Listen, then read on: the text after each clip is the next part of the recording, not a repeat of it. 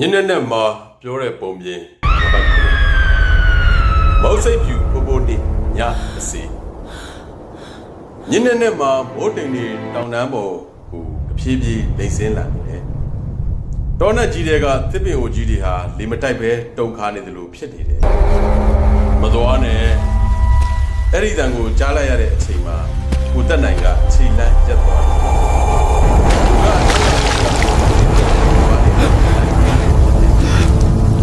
ဒါပေမဲ့မိုးရွာသွားတာကြောင့်ဒေါ်လာနဲ့မှဖိတ်နေတယ်။ရွာသားတွေကအရင်ညကလေးကဒီပေးထားတဲ့ညနေရင်တောင်ပေါ်ကလမ်းမတွေအဲ့ဒီမှာအဝိဖြူတဲ့မိမရှိကိုတက်နိုင်ကတော့မယုံဘူး။ဒါပေမဲ့အခုသူ့နောက်ကျော်တစ်လျှောက်အေးစက်တဲ့ဒီချက်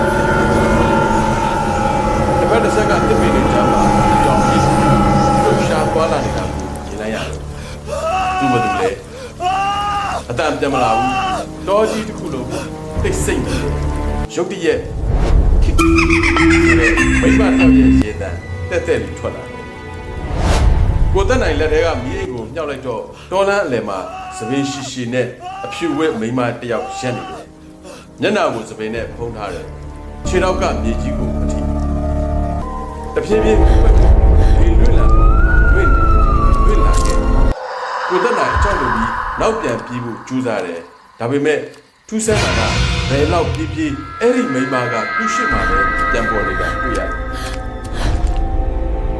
တောတောင်လန်းဟာပြည့်တယ်ဝိုင်းခွင်းနဲ့အဝင်းဖြစ်နေဘိုးကိုဆက်ဝိုင်းအောက်မှာဘိုးတွေပူရွာလာတယ်လက်စည်းတစ်ချက်ချက်လင့်သွားတဲ့အချိန်မှာသူမြင်လိုက်ရတာအဖြူဝဲမိန်းမရဲ့မျက်နှာအဲ့ဒီမိန်းမရဲ့မျက်နှာမှာမျက်လုံးရှိပါဇက်ကြီးပြဲပြီးအထက်အလန့်ဖြစ်အောင်ပြုံးပြနေတယ်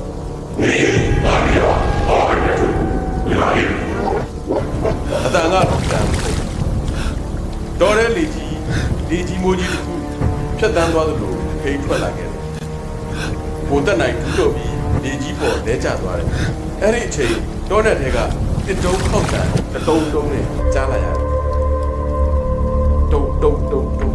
အဖြူဝင်းမိမကခေါင်းလက်ကြည့်ပြီးနောက်ဆုတ်သွားတယ်ပေါင်မဲနေတဲ့တော်ကြီးတွေကမီးအိမ်ဝါရုံလုံးလုတ်တရက်ပေါ်လာတယ်မုံစိတ်ပြူကြီးနဲ့တောင်ဆောင်အဖိုးကိုတယောက်ဖြစ်တယ်သူကသူ့လက်ထဲကတစ်တုံးကိုမြေကြီးပေါ်မှာဒုံခောက်ပြောတယ်ဒီတော့ကအသက်ရှိနေတဲ့လူတွေအတွက်မနေသင့်တဲ့နေရာပဲအဖြူဝင်းမိမနဲ့သူလုံရဲဆန်ကခိုးငွေတွေထွက်လာတယ်ဒဲရင်းနောက်မှာတော့ဖြူဝတ်တဲ့ညတစ်စီဟာတော်တဲ့ကိုကြောက်ရွံ့သွားတယ်နောက်တစ်နေ့မနေ့ရောက်တော့တက်နိုင်ရုတ်တရက်ရိုးလာတဲ့နေရာမှာတောင်ချီကဖျားပြက်ဟောင်းရှိပါဖြစ်နေတယ်။တောင်ဆောင်အဖိုးကိုလည်းမရှိတော့ဘူး။ရွာသားတွေကိုအဲ့ဒီအဖိုးကိုတိကျလာပြန်ပြီးတော့အားလုံးကမျက်နှာပြတ်သွားကြတယ်။အဲ့ဒီအဖိုးကလွန်ခဲ့တဲ့10နှစ်ကလေးကဒီဆုံးသွားပြီ